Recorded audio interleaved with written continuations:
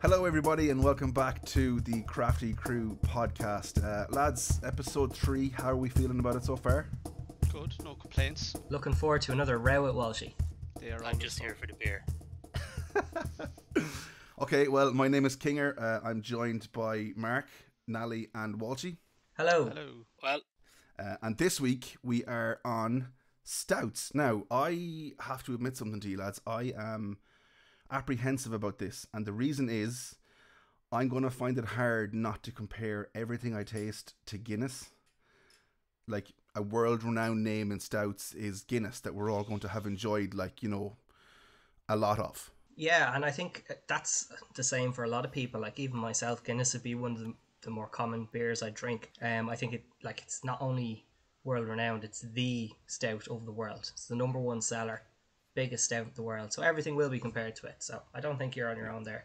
I can say for myself, and you said, King, that most of us would have drank it. I would easily say it's been 10 plus years since I had a Guinness. And I've had one pint of Guinness in my life. Now that I've grown up and I've probably a better palate for drink, I'll definitely, when I get a chance, I'll definitely try a pint again. But it wasn't my thing back in the day. That's blown my mind. I'm enjoying how Walshy saved that piece of information for just at the start of the podcast. We had no prior knowledge of that one. Jesus. It's incredible. That's incredible. Right. Nally, you're the guy we go to for all the information about our styles of beer. So what have you got for us about stouts? yeah, so stouts are kind of linked with porters. They're one and the same to a lot of people. There's still a debate whether they should be in their own style category or if they should be lumped in with porters, or vice versa, whichever. But yeah, back in the mid 1800s, porters were kind of invented, or first kind of show up in any kind of records that we can go back and look at. When they showed up, it was mainly they were made with a lot of brown malt, which gave them that darker color. Yeah, so during the kilning process, what happens is they roast the grain and they get darker the longer they're left in. You can get different flavors depending on the length of the roast of the barley. So what happened was with porters, they start coming out with these stronger and stronger porters, and they were starting to call them stout porters. The higher ABV porters were called stout porters, and after a while, they just dropped the porter side of it, and it just became known as stouts. That's what everyone knows, and some people love today. And now we have plenty of different styles of stout. Would it be fair to say then, Nally, that for anyone looking at a range of craft stouts or porters maybe, and if you weren't sure what it was, you could say that stuff at the higher ABV range would be stouts and the kind of lower would be porters? So that's kind of what it originated from. However, now it doesn't apply as much. There's some porters you can get that are higher than certain stouts, and there's stouts that you can get that are, lower ABV and things like that. I think it was more the original kind of separation of the two styles came from that. Nowadays, there's plenty of different styles of stout. There's milk stout, oatmeal stout, Russian imperial stouts. The good thing about stouts, though, as well, is you tend to have a lot of you can get a lot of adjuncts in stouts. So adjuncts are additional things that are added to beer to give it different flavors. So you can get like marshmallow stouts or chocolate stouts, and you get stouts brewed with coffee or cacao nibs and different things to give it different flavors. They tend to do better in stouts. Stouts are kind of more malt heavy, and they're not hopped as highly as IPAs and things like that. So they hold the flavour of the adjunct that bit better, so they do. Cool. Walshy, 1 pint of Guinness ever? What? Yeah, I don't know. You see, now this is going back to when I drank like Bulmers, and I don't even drink cider anymore. Bulmers, and it was only like Coors Light. Whereas now, I'm trying pretty much every drink under the sun. So, and I've, especially over the Christmas, have tried a lot more stouts. So there's probably no harm to go back and give it a lash. I won't be saying too much about ciders and not drinking them, Walshy. You could have Kinger onto you again. I'm expecting Walshy to start breaking out in God Save the Queen now with his hatred of Guinness. You're not very patriotic for a man who lives in a town with one of the biggest army barracks. Those lads might hear this and come down and pay and visit Walshy. Oh, nobody said anything about hatred for Guinness. For any Words. American, especially, not everybody from Ireland drinks Guinness. I think you'll find that's mostly untrue there, Walshy. A strong portion of people drink Guinness, but not everybody. On that note, then I should say, if you want to get in touch with us, you can find us on YouTube and Facebook under Crafty Crew Podcast. You can also find us on Tapped as well with Crafty_Crew_podcast. So let us know what you think about Guinness and what part of the world you're from actually, and if you enjoy Guinness, because I'm sure it's not just an Irish thing, because it can't just be because it's so beautiful, right? Yeah, so just on that, I mean, I think it's something like 40% of the Guinness market is in Nigeria, so, you know, we might get a couple of listeners from there, big Guinness drinkers, might be fans. I did not know that. It's one of those things as well. You always the old myth of Guinness doesn't travel well. Like when you go on holidays to Spain or wherever, that like you might get a Guinness and it might not be as good as home. Like, is there a truth to that? Do you reckon? Well, I think what you'll find is that Guinness is one of those beers when you buy it in a bar, it's severely dependent on the setup of lines and taps in that bar. So in Ireland, everyone will have known St James's Gate Brewery in Dublin. So it's the largest stout brewery in the world, formerly the largest brewery in the world. But they will actually send a rep to your pub to ensure that your lines are set up to deliver Guinness properly. So I guess that service isn't available around the world. So bars will set up their lines like any other drink. So for whatever your Heineken or your Budweiser. And that doesn't work for Guinness. So, you know, maybe that's why here we know how to set it up in a bar. That's why it's better. Yeah, and some of that comes down to the gas that's used for the actual pouring of the pint to carbonate it and stuff. So with Guinness, it's poured on nitrogen as opposed to just CO2. So that nitrogen kind of gives it a different, more creamy kind of head and more creamy mouthfeel than, you know, just running CO2 through it.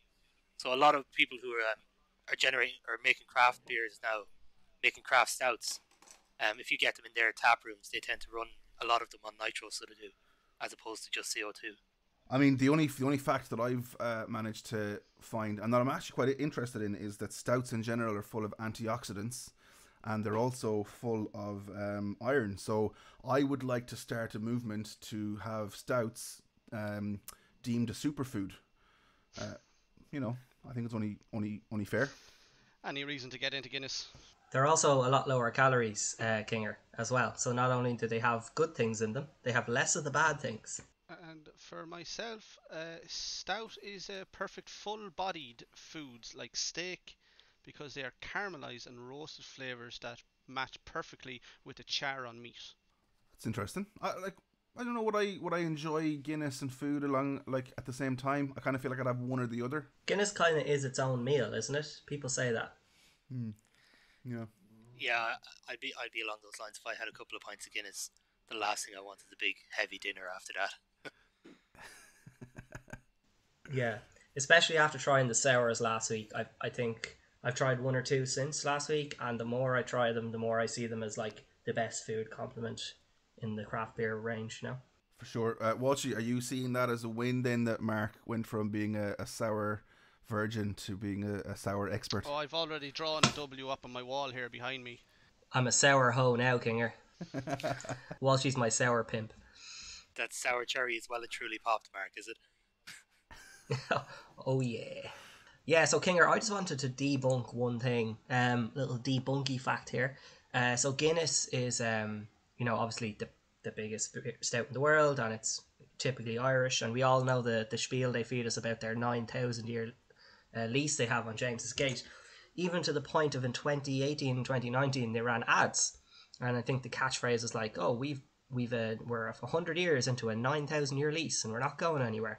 Well, you know what? Bullshit, Guinness. As much as I love you, I'm calling you on it. You bought your brewery in 2000. You've owned it for nearly 20 years. It's time to stop feeding people lies. So my thoughts on this are, as a startup podcast in our third episode, do we want to take on someone like Guinness, or... You got it. Like to point out, this is all Mark's opinion, and I am not including myself under any of this negative hate he has for everybody, apparently. Walshy, forget about it. They're going to tar us all with the one brush, I'm afraid. Nally, you're the man who chose our stouts for us this week, seeing as you're such a massive stout fan. Do you want to tell us what you've picked for us and what one we're opening up first? Yeah, so the two stouts we've got this week is Millionaire by the Wild Beer Company, and then we have Broken Dreams by Siren. So I said I've tried Millionaire a couple of times myself, so I said we'd go with that one first, and we leave the other one as a surprise for all of us, I suppose. Okay, lads, crack them open.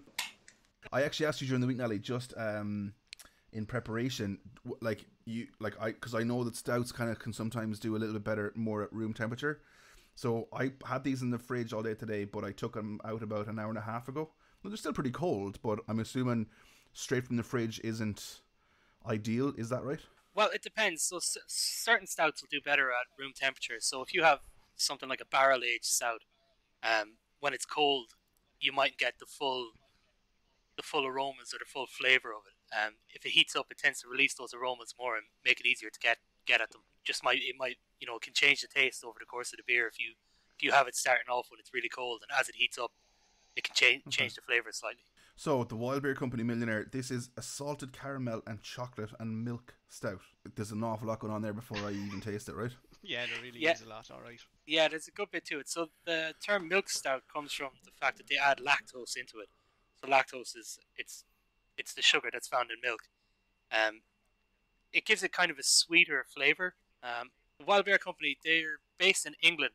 And what they do is they tend to do a lot of wild fermentation or mixed barrel fermentation as well.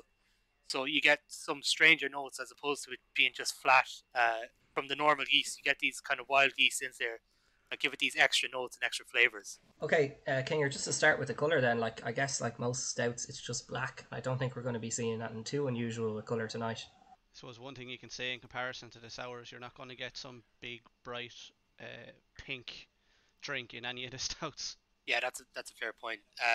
Yeah, very fair point. I think the only time you really see any difference in stouts is the head retention. So sometimes on a stout, you might see the head will last a good bit longer, and it can range kind of anywhere from white to dark brown, and that's the only time you see any real color difference in stouts. They're just they're black. Sometimes you might get one it's a really really really dark brown, but it's not quite black. This one has a bit of a browny tint to it, and it's also like less thick than say your normal Guinness head. I think the Guinness head has that kind of, it almost looks impenetrable when it's not broken. This is kind of like if you swirl your glass a little bit, it breaks up and it moves around quite a bit. It tastes an awful lot better than I was expecting. I'm not going to lie. There's a lot of sweetness in there, which I find very strange for a stout. You can almost kind of taste the milky notes off of it, can't you, Kinger? Yeah. Yeah, it's got that kind of sweetness to it, and I suppose when people think of stouts, they kind of tend to think of that kind of roasty or more coffee-like flavor. But that's the thing with milk stouts; you can get that sweetness out of it. So there's other stouts out there that are nearly dessert stouts. So I had one a while ago. It was Lucky Charms flavored stout. It was a bit mental. Chucky Larms, that one. Chucky Larms, that's it. Yeah. Lockgill Brewing make it. It's good people though. It was a nice beer.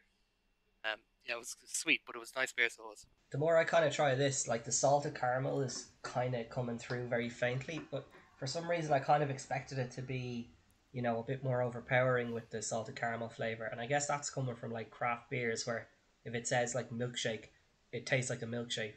But I guess with stouts, it, or maybe just this stout, it's not as defined. Like there's a hint of it there, but it's, I don't know. Does anyone else kind of feel it's a bit of a weak caramelly taste? Yeah, no, it definitely is. I will say for myself anyway, I have a strong bias towards anything salted caramel, and I'd be fairly new enough to stouts, and any of the salted caramel stouts I've tried, I'm huge fans of. I'm not a fan of like mixing savory and sweet. Like I hate it, so that's why I was worried about this. But it's a very subtle. I don't get the salty at all, and I know it's not going to be like sea salt or anything, but like there's definitely a lot more sweetness to this than I was expecting. I was kind of expecting a bitter kind of a bitter aftertaste, but it's actually quite nice. Yeah, I think the reason I'm a fan of this is because they're more restrained with, like you're saying, Mark, with some of the other craft beers. You get the flavor that they say it's right there in your face, but I think I like this a good bit because it's more restrained with the salted caramel, so it doesn't kick you straight in the face. It's the sweetness, and it's just there in the background more so than anything. Yeah, I find it's growing on me the more I drink it, and it's not too weird. Like it's pretty much a normal kind of stout or porter. Goes down very easily. Like I could imagine myself drinking a rake of these of a night. Yeah, and this time, let's hope you don't do a flip flop like you did on poor Walshy last week, and just, if it grows on you, it actually grows on you this time. That was a big flip flop. It wasn't just the sours. I'd like to point out that it was also from week 1 with the lagers. He fairly flipped on them as well. Especially the Helles lager. I think, what was it? He was, yeah, no, that's not bad. This is fairly average. Walshy, I think go listen to episode 1 again. Stop throwing shade for the sake of it. No evidence there in episode 1. What? I'm pretty sure we have all the evidence. Okay, so lads, it's time to rate our stout. So it's time to rate the Wild Beer Company Millionaire Stout. What? Of course, we have our rating system goes 1 to 5. So it goes unbearable, it goes booze, beer, brutiful, and unbeerleavable. Jeff, where are we sitting with this one? I really like it, Kinger. The salted caramel, as Nally says, is nice and subtle, so it's got a nice taste, but it's not overpowering, which I think with stouts is a big thing. So I'd land this down on a solid brutiful for me. Yeah, so I'll jump in there, and I know I've said I've had it a few times before, and it's a solid brutiful for me. Solid 4 out of 5 brutiful. Yeah. I don't necessarily disagree. And the way, especially myself and Mark rate beers, he rates all these beers on just that I drink them all the same way. The process. The process. Yeah, we all know about the process. Whereas myself, I kind of look at them in what they are. Like the sours, I rated them on a sour basis. As a sour, I would rate it this. As a lager, as a stout, and all this kind of stuff. And as stouts go, I would have this up there at a brutiful in comparison. There's 1 or 2 salted caramels I've had that I think are nicer, but in comparison, yeah, no, I can't disagree with a brutiful. So the big one then comes back to Kinger, who is the most apprehensive going into this, and I'm really intrigued to find out what your thoughts are on this rating. Yeah, so surprisingly, I was worried that I was going to compare everything to Guinness, and I have to say, like, it's not nicer, but it's definitely up there. Like, it's I like it. I was kind of hovering between beer and brutiful, but I have to agree, it's quite a brutiful beer. It's good. It's very good. Yeah, it's tasty. Get in, come on.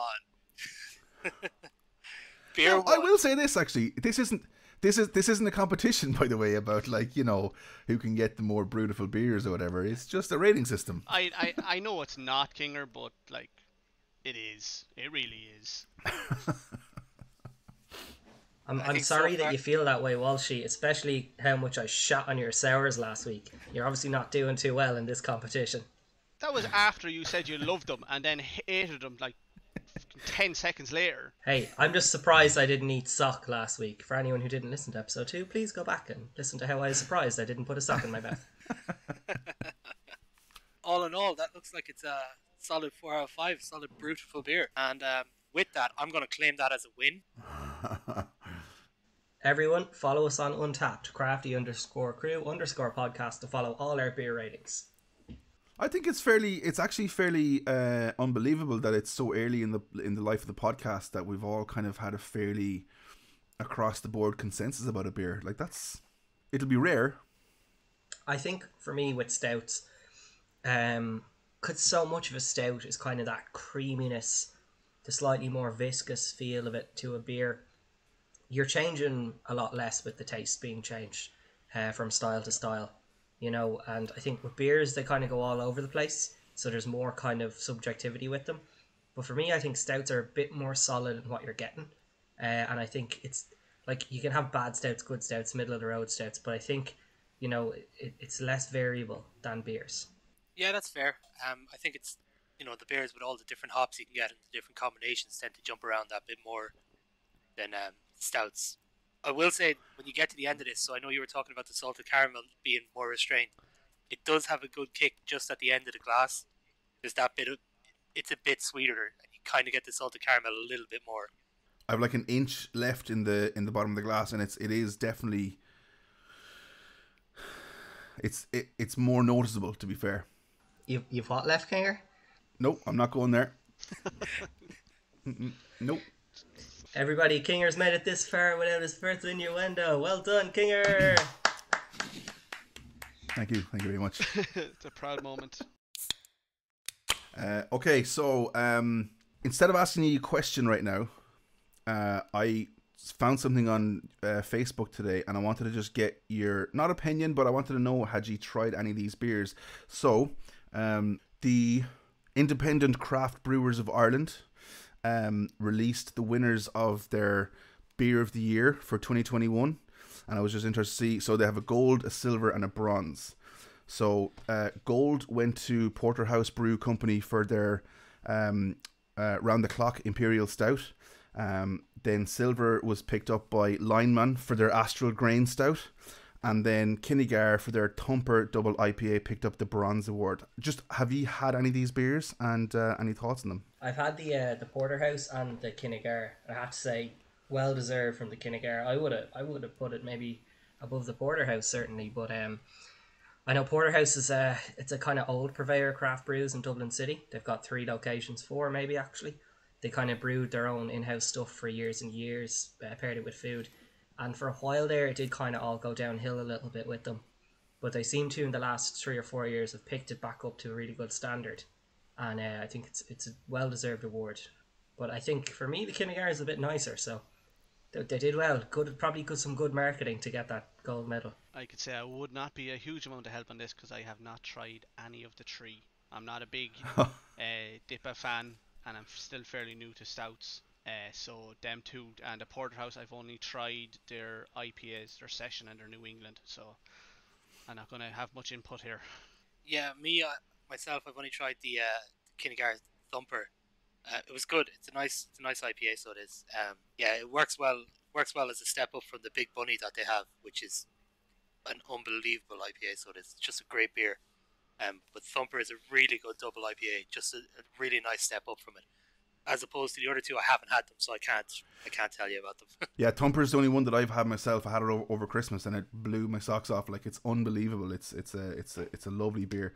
Actually the way they did the competition was independent brewers sent in unmarked and unidentified batches of their beer, and then they were sent out to everyone else who sent in their own beers, and everyone was given the same score sheet. So it was kind of judged by your peers, by the peers of the beer community, which I think is a great way to do it, because you're kind of earning great kind of props from your cohorts. Yeah, it's a brilliant way to do it. And if people are anonymously rating beers, you know, they're not gonna be too biased about things. But I think the best way of rating beers is the 5-tier system developed by the Crafty Crew podcast.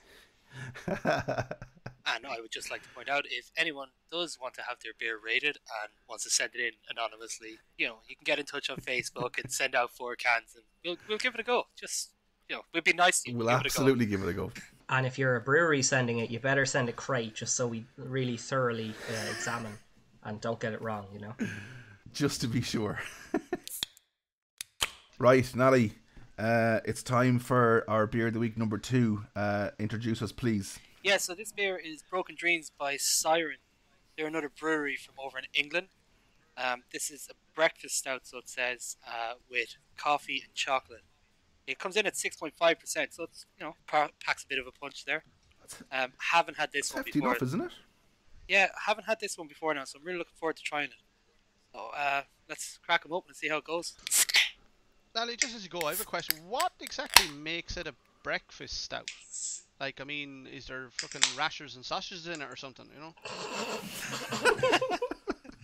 Yeah, I think it's the rasher and sausage combination that makes it the breakfast. I haven't a clue, Walshy, to tell you the truth.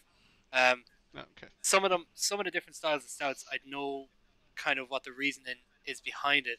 I'm not sure on a breakfast stout. It's the first time I've heard of it myself. Does anyone else kind of see the colour as you're pouring it is a bit different? It's a bit kind of browner. Yeah, I was gonna say there was like almost like a ruby tint off it as I was pouring it, which I thought was kind of weird. Yeah, it's kind of what I see. Nally, quick question for you. Earlier you mentioned that adjuncts would be added into different stouts to add flavour and stuff. So say with our wild beer, that's a salted caramel chocolate milk stout, kind of does what it says in the tin. You're obviously adding those flavours. How do they add Broken Dreams as a flavour? So I think it's based in the UK. I reckon probably everyone who voted against Brexit, they used their tears as the water for brewing this can. Oh, topical. I'd expect it to be fairly salty then. I was going to say there how the ad Broken Dreams was like, yeah, give your opinion to Mark for 10 minutes and he'll fairly break your dreams up. If you're that upset with me, Walshy, and you've never actually told me any of your actual dreams, just don't tell me. Yeah, so like you were saying, when you're pouring it out, it is a bit of a different color. It's not as tarry nearly. It's not nearly as coal black. There is a bit of a brown or almost ruby, like you were saying, Kinger, to it. It also holds the head a lot more than the Wild Bear Company. I find there's a stronger smell initially than the Millionaire as well. Yeah, I certainly get that, and I'm getting a real coffee kind of taste off of it. First kind of few sips. Yeah, so the Millionaire one was 4.7%, just in case we didn't mention it at the time. So it is that little bit less percentage, and you can certainly smell the difference with this one, Broken Dreams. In terms of mouthfeel, not something we talked about with the Wild Beer one, but you know, it was kind of just plain. This is quite a thick mouthfeel. It lingers on the tongue, on the cheeks. You know, it got a real caramelly kind of feel to it. It sticks around like well after you've had a drink, right? Yeah, definitely get that. The more I drink of it, it's so strong. Like, it is a really strong flavour off of this. I think that mouthfeel that you're talking about as well, it sticks around a lot longer, but as it goes away, it's only then really that you get the kind of more chocolatey or coffee notes coming out. They kind of hit you when the beer is gone after a few seconds. Yeah, for me it's a bit of a weird combination, the coffee chocolate. Like, I don't know if these two flavours in this particular instance work for me. That I can see when they might, but I'm kind of not too keen on this one. Oh, I was just going to say, I'm not a coffee man at all. I'm not a big fan of it, and the coffee taste off of this is really putting me off. I'll finish the can because, you know, that's what you do, but I'm struggling with that coffee. Yeah, I'll go ahead with this, and I'll just say, like, coffee, I love coffee, drink a lot of it, but the smell and the taste is almost overpowering with this. Whereas we were complimenting Millionaire's, the Millionaire Stout from the Wild Beer Company for its subtlety and how you still got a nice taste, but without that overpoweringness. When you do get an overpowered stout like this, it isn't very nice. It's off-putting. So I'll just jump in there real quick and say that I'm really liking it. I'm really liking it. I'm really enjoying it. First time trying it. I'm a fan of this. So I am. That's a really nice stout to me. The coffee is, it's there and it's up front, but it's nice. Chocolate's just there at the back. It brings a kind of sweetness to it, but I'm really enjoying it. So I am. Where are you landing on this, Kinger? I don't like the coffees. I like are kind of cappuccinos, mochas, lattes. Like, there has to be some kind of a sweetness to it. It's a very overpowering coffee taste. Even when I cracked the can, the first thing I got was a bang of coffee.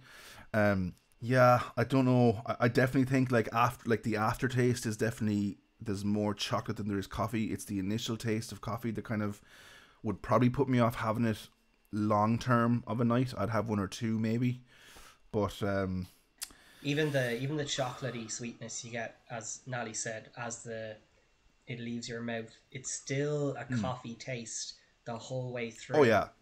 And for me, like, if it was more subtle, it could be very nice. But as somebody who, even though I do like coffee, like, I'll drink espressos, Americanos, whatever, I like the coffee flavour. This is still too much, I think, for a stout. It needs to be more subtle. I think one point to add is the fact that it is 6.5% as well.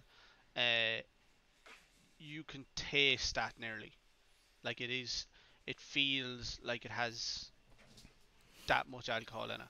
Yeah, I'll give you that. I don't think it hides the percentage, but I don't think it has to either. I think it helps it with this because it nearly cuts through some of the coffee flavour. I think it was a lower percentage.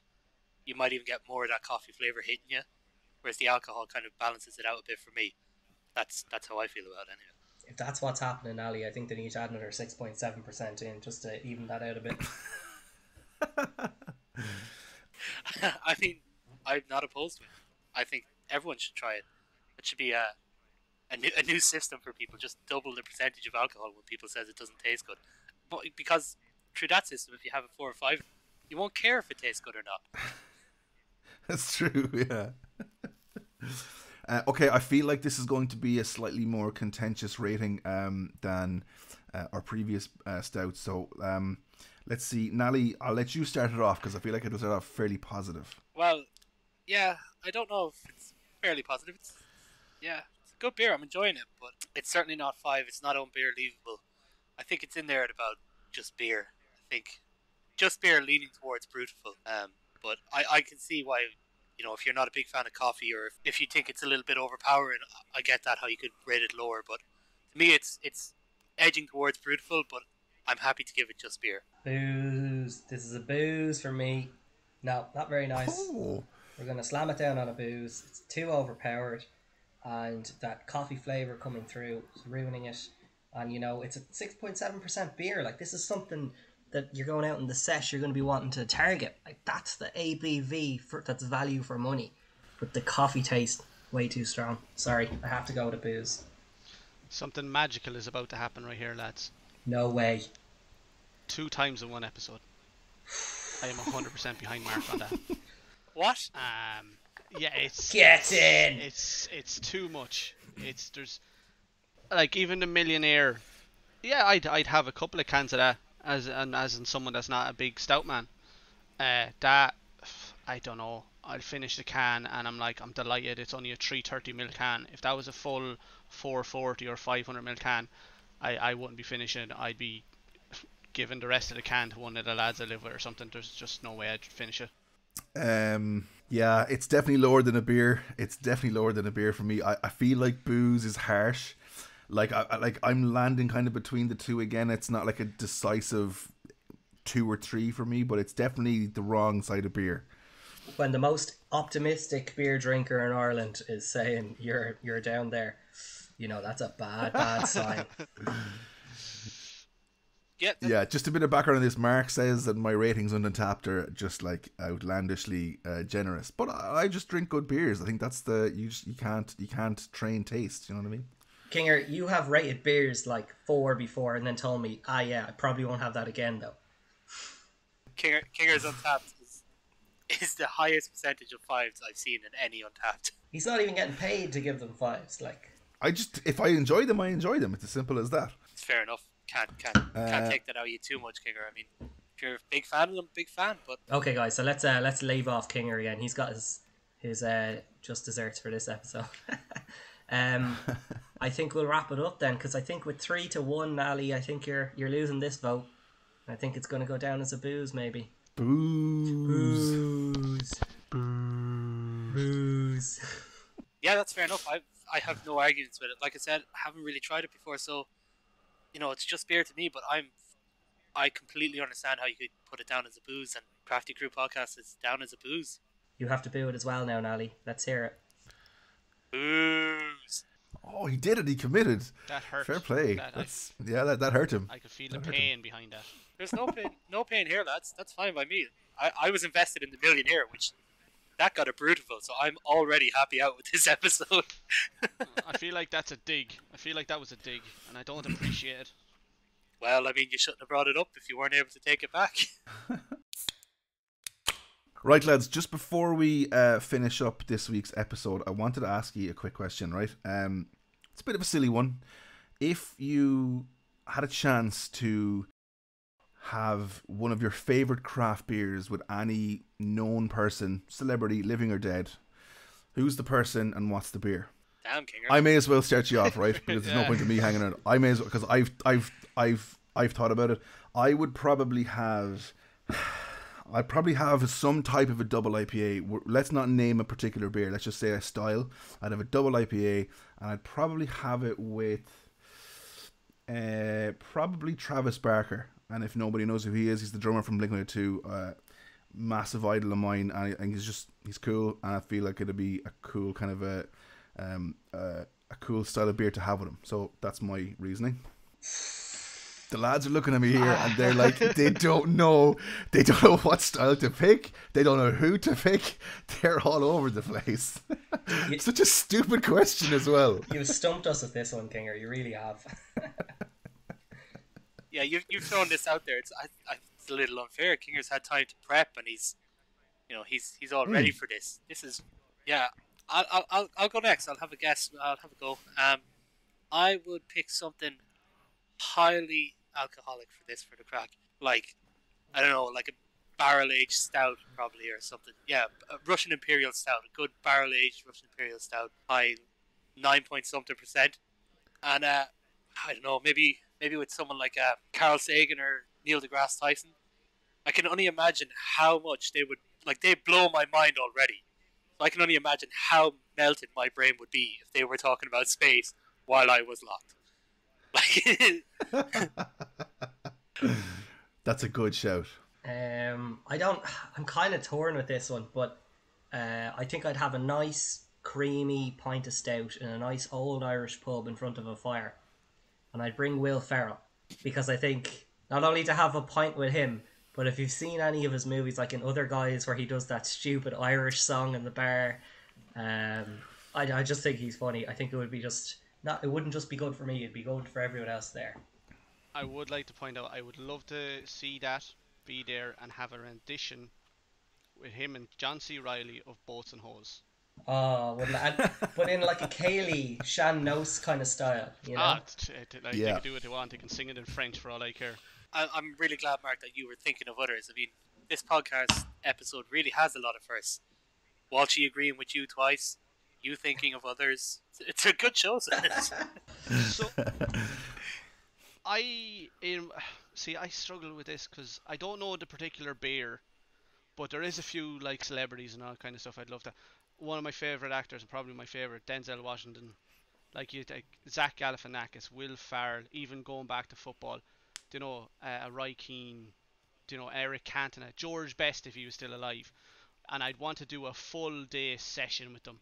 So just a standard IPA that's just an all-dayer thing. Oh, I hate to shit on her good vibes, Walshy, but come on, the question was one style of beer, which in fairness you've answered with one person. You can't just list off 20 people alive and dead as the answer to the question. Me and Nally really struggled. We all picked one person. Yeah, me and Nally really struggled to give a good answer there, and you just copped out of it.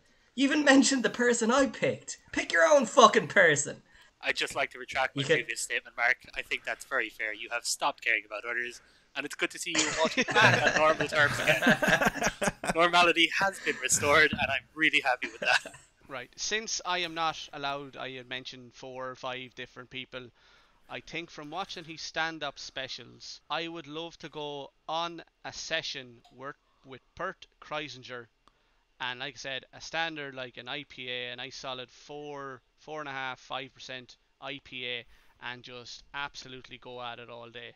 And if you've ever listened to him, he has some fantastic stories about the machine, and that's a story that I'd love to be involved in. That's a really good shout, to be fair. We finally got there, Walshy, in the end. Yeah, and it was a great answer, Mark. Thank you for putting me in the right track. In case this gets into the edit, we were a long time there between Kinger asking that question and these answers all being said and recorded. There was a lot of silence cut out of this session. That just about wraps up this week's episode on Stouts on the Crafty Crew podcast. The taste of Broken Dream, Siren's Broken Dream, is still there. Like that's a serious aftertaste, I have to say. Do we need to call mid-doc for you, Kinger, or are you okay? No, I'm good. I think I know where they've gotten the name from now at this stage, Kinger. It's broken many a dreams. Hit us up on YouTube at Crafty Crew Podcast, Facebook at Crafty Crew Podcast, and on Untapped, Crafty_Crew_Podcast. Next week, we are looking at tropical IPAs. So we have, Mark has selected Brewdog's Elvis Juice and Hopfully's Graciosa. So I'm looking forward to them. So it's a goodbye from Walshy. Oh, are we saying goodbye? Yeah, Walshy's not allowed to say goodbye. He's stuck with that now. It's the best, man. Bullshit, it's lad. The best. Fantastic. No, Walshy, it's not even my fault. It is your fault. You said it. It's not my fault. It's a goodbye from Mark. Goodbye. Goodbye from Nally. Good luck. And a goodbye from myself, Kinger. Chat next week. Bye bye.